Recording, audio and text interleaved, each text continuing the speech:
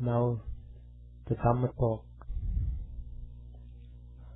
Namo tassa bhagavato arahato samma sambuddhassa. Namo tassa bhagavato arahato samma sambuddhassa. Namo tassa bhagavato arahato samma sambuddhassa. Friends, as we said last time, today we are going to discuss the second discourse of the Buddha.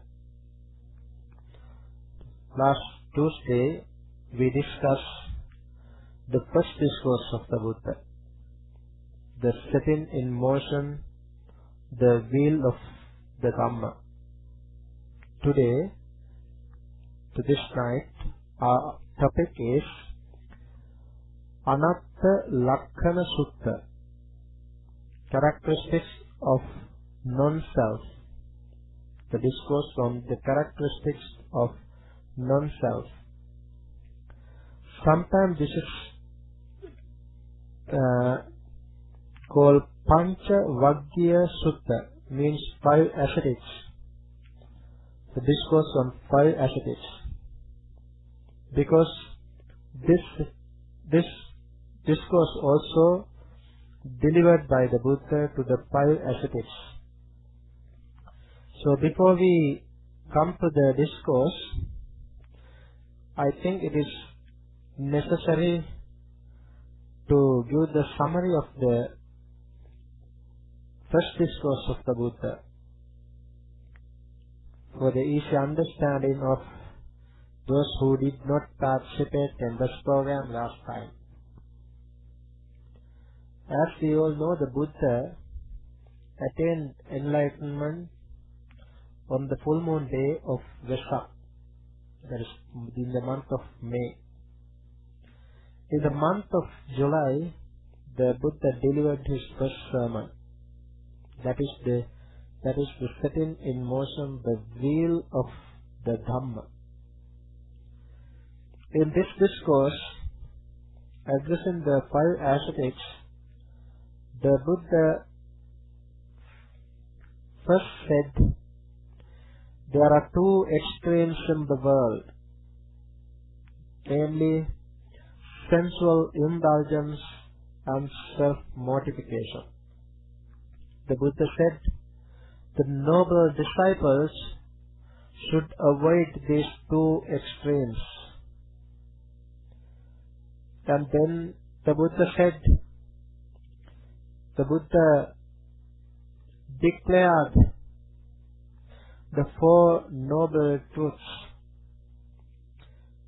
The 4 noble truths, as you know, the 4 noble truths, the 4th truth is the Eightfold Path. In order to understand these 4 noble truths, one should comprehend the first truth first, that is the truth of dissatisfaction, dukkha, suffering in other words. Dukkha should be understood, should be comprehended. There is a cause of dukkha. That cause should be abandoned.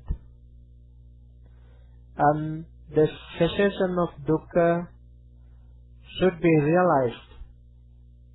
The path, which is the middle path or the Eightfold Path, should be developed by oneself for the attainment of enlightenment. So the Buddha delivered this discourse to the 5 ascetics. Of the 5, the first one, Kondanya. After listening to this sermon, the first sermon of the Buddha, the Kondanya got the vision of the Dhamma. That is, Dhamma Chakku means he attained the first stage, that is the stream enterer. He became one of the stream enterers.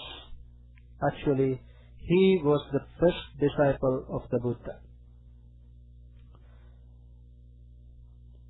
When we think of this discourse, the Buddha delivered this discourse, the characteristics of non-self, to the same 5 disciples, because though they listened to the sermon, the first sermon, they couldn't understand the reality in the world. As they all were from Brahmin's tradition, they all had the notion, a sort of illusion of soul. They all had the concept of Atma or Atman, that is soul or permanent self, within and without. They believed that there is permanent entity within us and without in the world. Inside and outside there were permanent entity. It is because of that they couldn't understand the nature of impermanence, nature of unsatisfactoriness, and the nature of non-self, soullessness. That is why the 5 ascetics couldn't attain enlightenment. In this discourse, the Buddha very clearly taught them that there is nothing permanent in the world. I think before we come to the discourse, it is better that we understand some terms, some words. There are 2 terms, Sekha and Asekha. Sekha means trainee. Asekha means trained. Other words, adept. Asekha, now these 5 monks, 5 disciples are still trainees. They have not yet completed. So the Buddha delivered this sermon to this trainee. In this discourse, the Buddha taught about Atta and Anatta, the self and non-self. So, what is Atta? In Pali, we have to understand there are 2 terms, Atta and Atha. Atta, A-T-T-A. Atha is A-T-T-H-A. A-T-T-A, Atta, means, there are 2 meanings. One is oneself. Oneself. The Buddha once said, Attahi Attano Nato. Oneself indeed is one's savior. Where the Buddha used the term Atta. Attahi Attano Nato. Atta means wealth or Nibbana. In Hinduism, they use the term Atman. Atman, that is, Atman here means self, a permanent entity, self, soul or ego. Atta in Pali, Atman is in Sanskrit. So Atman, as in Hinduism, they believed Atman means the principle of life, the essence, or the individual self. or sometimes they use the world soul. That means initial capital, world soul, from which all individual souls derive and to which they return. That is Brahma. So as they said, Atman is eternal, unchanging and indistinguishable from the essence of the universe. But according to Buddhism, Atman itself is the cause of all suffering, all misery.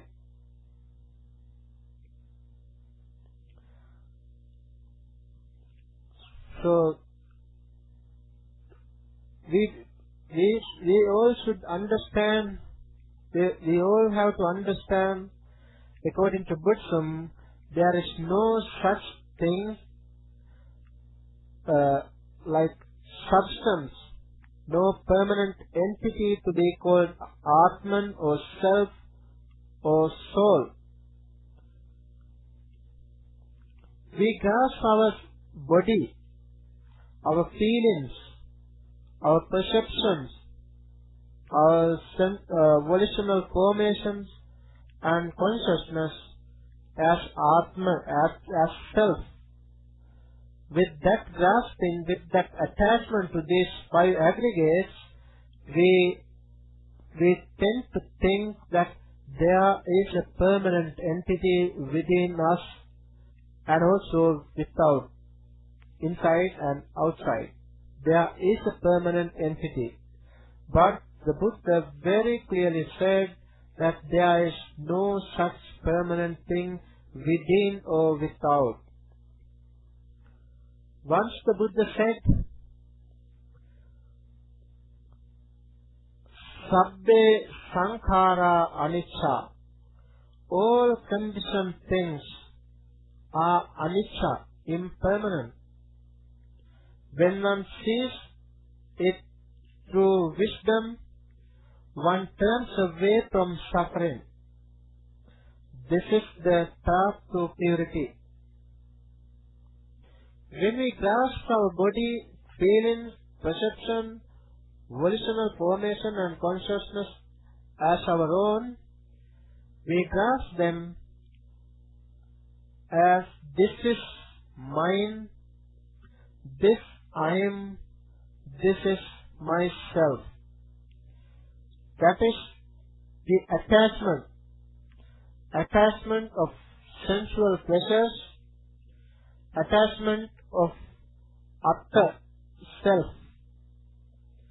When we have this type of attachment, we always think that the self is within this body, or the body is within the self, or we think that body is self or self is body. This is how we grasp these two, body, the form, and self. Not only form. We grasp feelings. We think that feeling is self, or the self is feeling. Feeling is within self, or self is within feeling. Then perception, the same. Perception is self, or self is perception. Or we grasp self in perception, or perception in self. Then volitional formations are self, self are formations. Self in formations, formations in self. Consciousness is self, or self is consciousness. Self is in consciousness, or consciousness in self. This is how we grasp, just like a tangle. We entangle in this tangle. Then we can see things as they are. We always think that there is permanent. That is the delusion. So the Buddha delivered this special discourse to eradicate this illusion, this notion of self. That is why it is called the characteristics of non-self. So the Buddha, addressing the monks, delivered this discourse. The Buddha said, monks, form is not self. For if, monks, form were self, this form would not lead to affliction, and it would be possible to have it of form.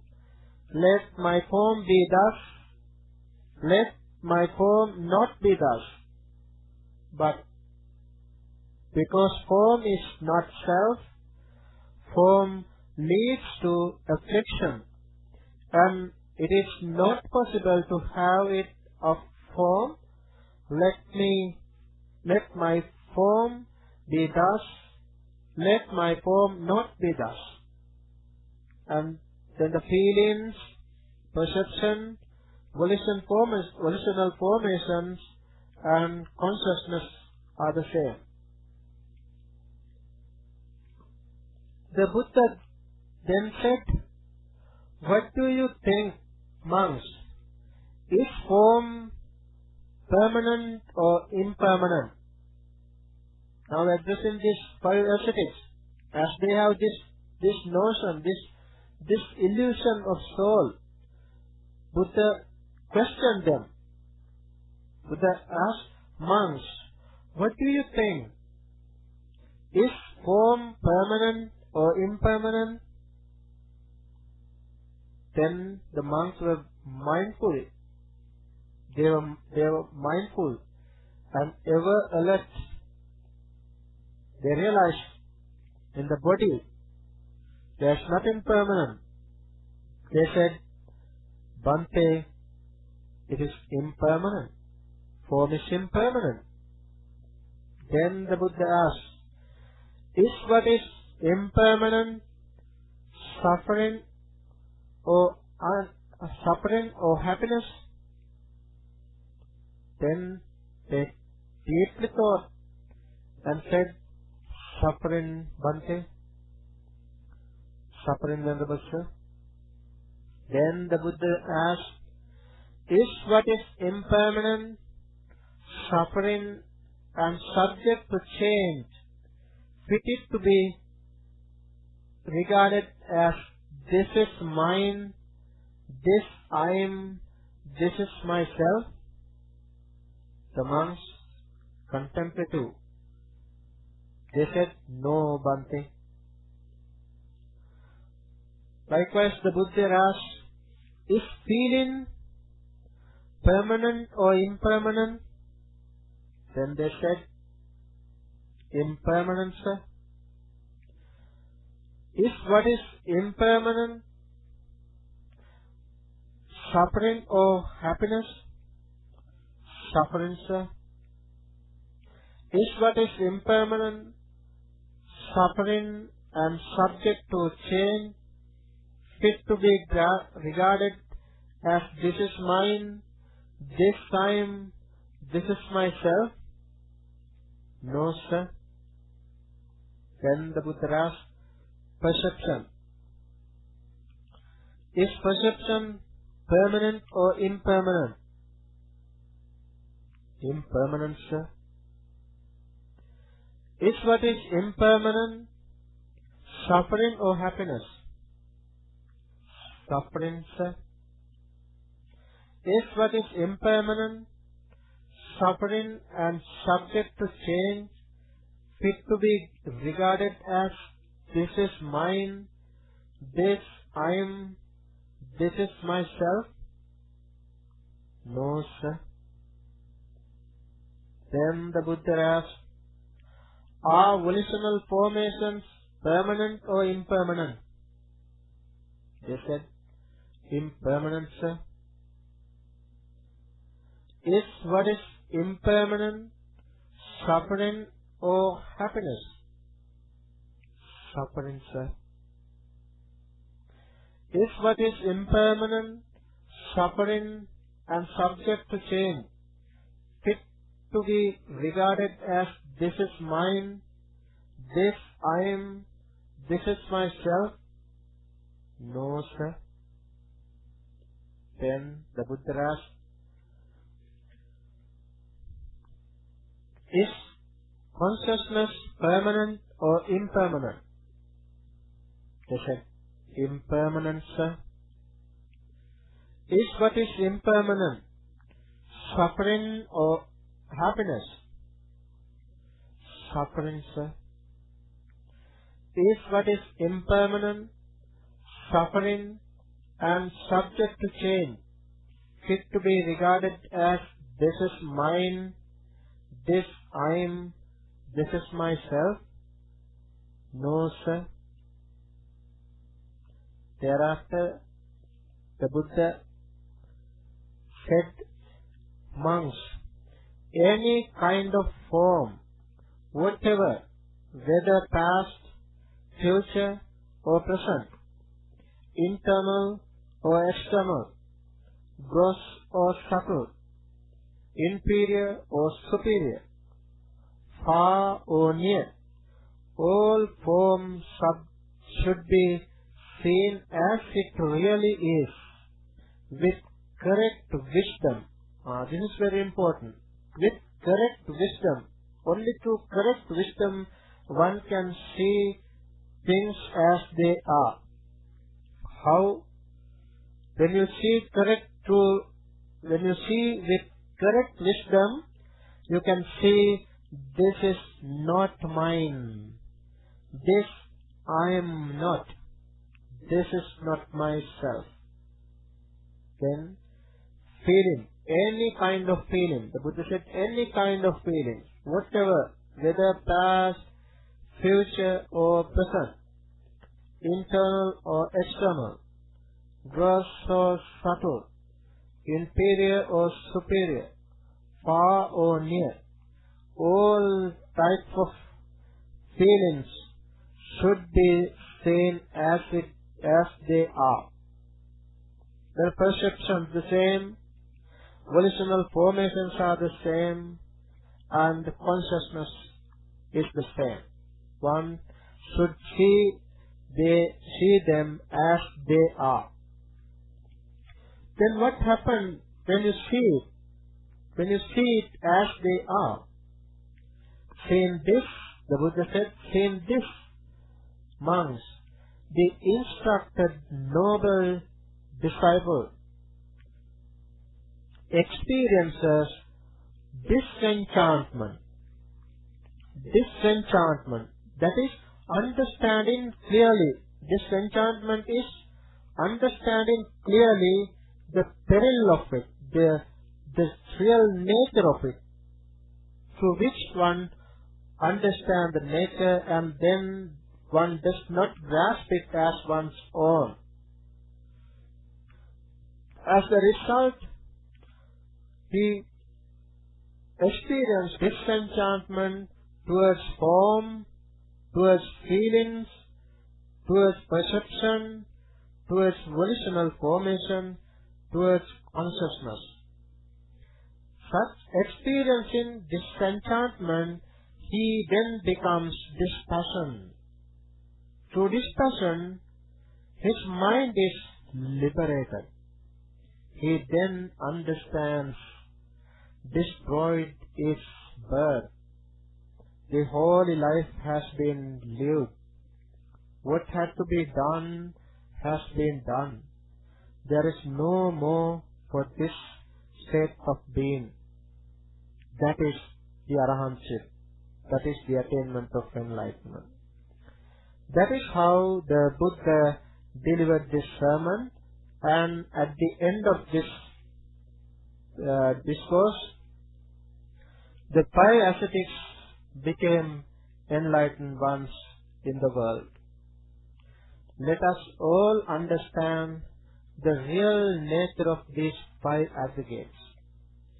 Within or without these 5 aggregates, there is nothing permanent. In other words, everything is impermanent.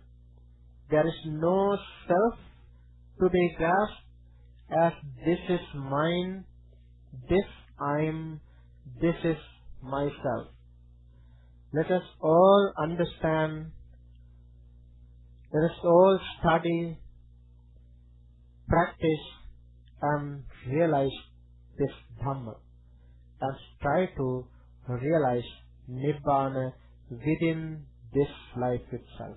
May we all realize the ultimate bliss of Nibbana. Sadhu, sadhu.